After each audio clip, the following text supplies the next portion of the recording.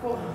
That's awesome. My biggest dream for myself would be to become an independent designer, to see my name on products, just like it's happening right now with Printed Village, which they're giving me the opportunity to do that. I would define myself as a designer. I'm inspired by a lot of other textile designers and my peers. I enjoy seeing their designs on social media. My stuff has been sold to a variety of different markets: Macy's, Calvin Klein, Paper Chase. Recently on that show Blackish, Tracee Ellis Ross was sitting next to a design of mine that was on a side table, and it was on a Kleenex box, so it was pretty cool. The first time I ever saw a design of mine on film was that movie The Kids Are All Right. 2 designs of mine were in Teen Vogue magazine. When I get burnt out, I like to step away from the computer because I feel like I just need a fresh look on anything, like I just need a break.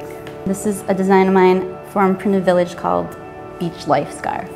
Right now I'm really excited about the company called Bando. I'm really into that. I think it's called Maji swimwear. My design process is I start with reference from a concept that I was given from a client or a trend that I've researched, and then from there I develop my color story.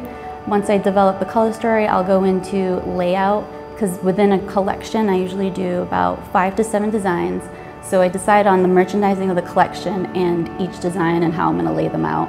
My dream sale would be swimwear, anything on swimwear. Printed Village is different than any other type of online design type of source. They also get your designs out into the industry, from anything from little mom and pop boutiques to, you know, Nordstrom or Anthropologie, like big name brand stuff and companies. So it's a pretty exciting community to be a part of.